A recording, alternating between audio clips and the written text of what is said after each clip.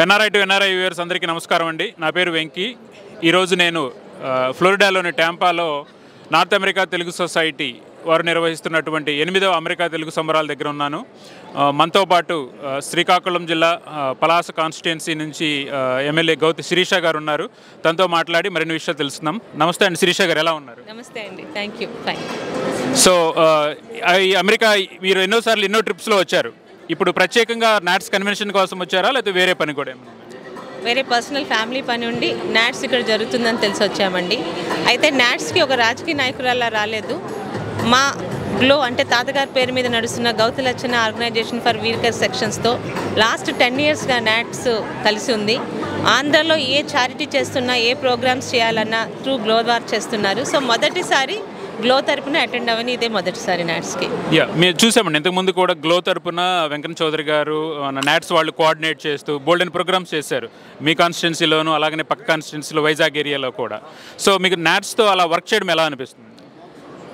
రాజకీయాలకి ప్రాంతాలకి అతీతంగా భాషే రమ్యం సేవే గమ్యం అనే ఒక మంచి కాన్సెప్ట్తో తెలుగు వాళ్ళందరినీ ఒక చోట చేర్చు, ఎక్కడో అమెరికాలో సెటిల్ అయినా కూడా వాళ్ళ మాతృ రాష్ట్రాన్ని, మాతృ ప్రాంతాన్ని ఒక డెవలప్మెంట్ చేయాలని అందరినీ కలిసికట్టుకొని ఒక డెవలప్మెంట్ దిశగా వెళ్తూ చాలామంది ఈరోజు అమెరికాలోనే కదా ఇతర దేశాల్లో కూడా సెటిల్ అయిన ఎన్ఆర్ఐస్కి what is your motto towards your homeland అనేది ఒక రెస్పాన్సిబిలిటీ నేర్పిస్తున్నారు. Hats off to NATS. So మీరు ఎప్పటి వరకు ఉంటారండి యూఎస్లో? నేను రేపు బయలుదేరిపోతున్నానండి. సో రేపు ఇండియా వెళ్ళిపోతున్నారు. సో ఈ నిన్న ఆ ముందు రోజు చూశారు కదండి ప్రోగ్రామ్స్.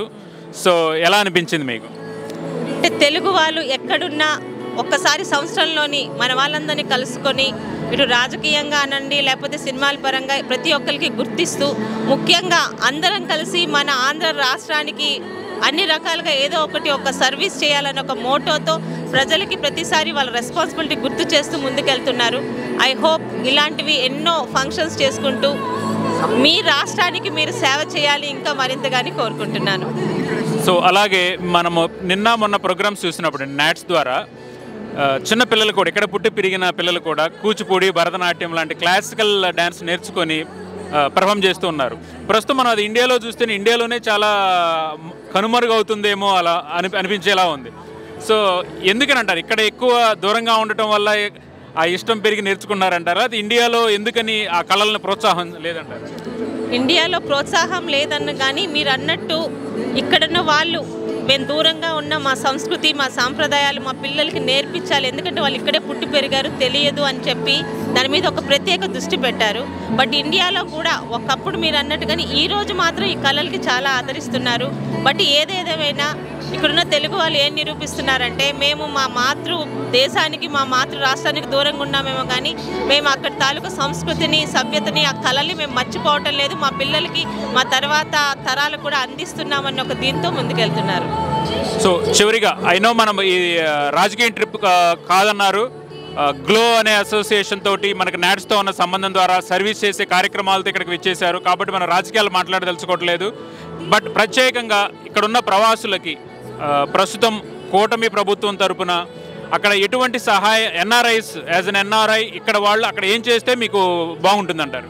నేను 2022-23 మహానాడు ఇక్కడ జరిగినప్పుడు బోస్టన్, అట్లాంటా నేను అటెండ్ అయ్యానండి.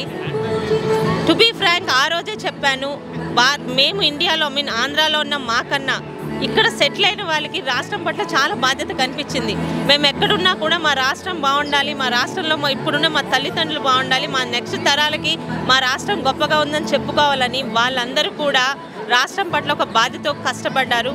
మొన్న ఎన్నికల్లో దాదాపు రికార్డు స్థాయిలో ఎన్నడూ రానంటే మెజార్టీ వచ్చాయంటే కారణం ప్రతి ఎన్ఆర్ఐ, వేరే దేశం కావచ్చు, వేరే రాష్ట్రం కావచ్చు, ప్రతి ఒక్కరు వాళ్ళ బాధ్యతగా రాష్ట్రానికి వచ్చి ఓటు వేశారు. ఈరోజు రాష్ట్రం మళ్ళీ చంద్రబాబు నాయుడు గారు కూటమి ప్రభుత్వంలో ముందడుగు వేయాలి. మళ్ళీ మా తరాలకు కూడా అదిగో మన రాష్ట్రాన్ని గొప్పగా చెప్పుకునే రీతిలో ఒక కూటమి ప్రభుత్వానికి రావడానికి సహకరించారు. అలాగే ఈరోజు చెప్తుంది ఏంటంటే 5 సంవత్సరాల విధ్వంసం తర్వాత చంద్రబాబు నాయుడు గారు ఎన్నో ఆశలతో ముందుకొచ్చారు. ఈరోజు కేంద్ర ప్రభుత్వం మనకి అందిస్తున్నా కూడా ఎన్ఆర్ఐస్ ద్వారా మీ హోమ్ టౌన్స్లో మీ సొంత నియోజకవర్గంలోని మీరు మీ సక్సెస్ స్టోరీస్ చెప్తూ ఏదో ఒకటి ప్రభుత్వం ఈరోజు చేపడుతున్న P4 ఆ కార్యక్రమంలో మీరు పార్టిసిపేట్ చేస్తే చంద్రబాబు నాయుడు గారి కళ చాలా తొందరగా పూర్తవుతుందండి. Thank you. That's a good message అండి. యాజ్ ఎన్ ఎన్ఆర్ఐస్ అలా చేస్తే మన రాష్ట్ర అభివృద్ధికి ఎస్పెషల్లీ మీరు అన్నట్టు 5 సంవత్సరాల డిమాలిషన్ తర్వాత మళ్ళీ పైకి రావడానికి ఉపయోగపడుతుంది. చాలా చక్కని సూచన చేశారు. కాబట్టి మన అందరం కూడా యాజ్ ఎన్ ఎన్ఆర్ఐస్ ఆంధ్రప్రదేశ్ రాష్ట్రానికి తగినంత సహాయం చేయాలని కోరుకుంటూ చివరిగా మా ఎన్ఆర్ఐ టు ఎన్ఆర్ఐ ఈ ఇంటర్వ్యూ ఇచ్చినందుకు చాలా థ్యాంక్స్ అండి గౌత్ శిరీష గారు. Thank you.